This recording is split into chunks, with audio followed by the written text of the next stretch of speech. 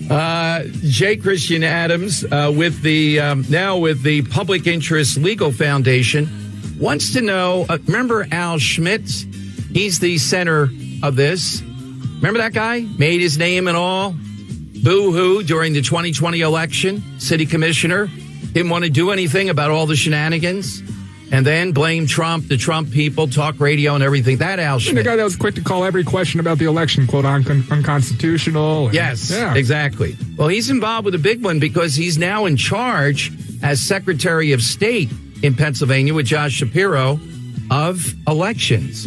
And J. Christian Adams joins us in Philadelphia. Hi, Christian. Welcome. Thanks for joining us today. Hey, Don. It's always great to be on the show. Thank you for having me. Boy, you remember that moment, though. It was riveting, wasn't it? The new Black Panther Party. My God, you can't make it up. So Al Schmidt has been particularly odious. He's there, the other side. You may not know this. The lead person in Philadelphia, the commissioner, was a notary public. And according to the Inquirer, can no longer be a notary public, we believe, for life because of fraud, because of her shenanigans in a divorce case. And we need a watchdog on there. When this woman is the number one person counting our votes, essentially, Al Schmidt now has assumed a bigger role, Pennsylvania, and that'll be in the upcoming big elections. Right.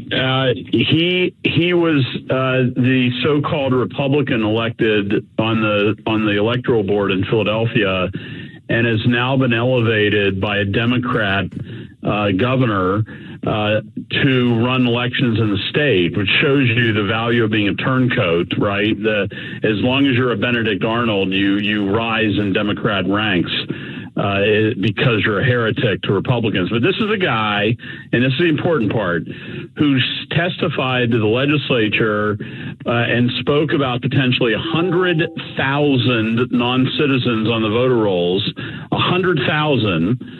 And so my organization sued to get the data, which the Pennsylvania hid for years.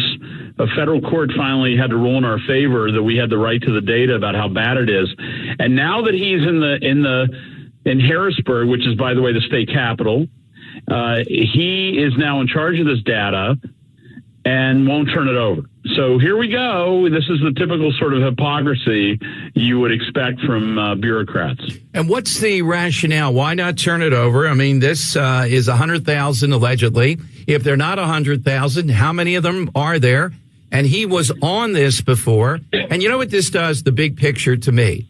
As you probably know, I'm not a voting machines conspiracy guy and conspiracy around every corner.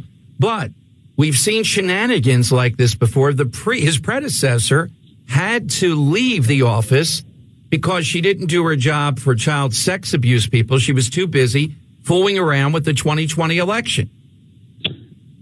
Yeah, and don't forget, in case people are new to this story who are listening, this was a PennDOT screw-up. PennDOT screwed up going back more than 20 years, like 25 years, in allowing foreign citizens to register to vote when they got their driver's licenses. So that is not subject to dispute. That's not a conspiracy theory for Chris Brennan, the puppy dog at the Inquirer for Al Schmidt. That is a fact that PennDOT was allowing foreigners to register to vote. All we want to know is how bad it was, what did you do to fix it, and how bad was the problem and who's responsible. And that's what the government of Pennsylvania is trying to hide from you, the Pennsylvania citizens. That's well put. And what it does, if we want to get out of so-called election denialism, the way to do that is to have sunshine on simple things like this. You're right. It's all a matter of fact what happened here. If he wants to say, well, we've cleaned this up, or it really wasn't that number, they never really did it, show us the evidence, and then we move on to tightening up other things that bother people. Until you do that, it's going to be hard to stop people from complaining that this is rigged somehow or another. That's exactly spot on. If you want people to stop doubting the integrity of the election system, then Al Schmidt, be transparent. Show who fixed the problem. We don't even know who. The Pennsylvania government hired some mysterious third party, like from the Bat Cave, or hiding in an undisclosed location to so-called fix this problem, but they won't even reveal who it is. That's how bad the secrecy is in Harrisburg. Is they don't even tell you who the taxpayers are paying to get foreigners off the voter rolls. And all we want to know is, how bad was it? Who did you remove?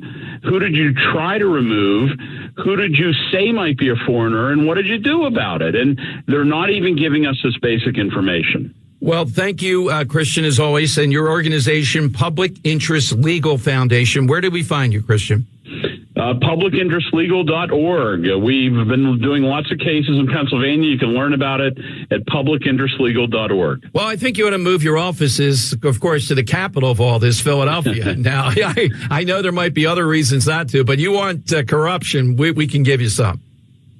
I agree completely. Thank you, Christian. Good to talk with you again, as always. Thank you. Take care, Tom. Bye-bye.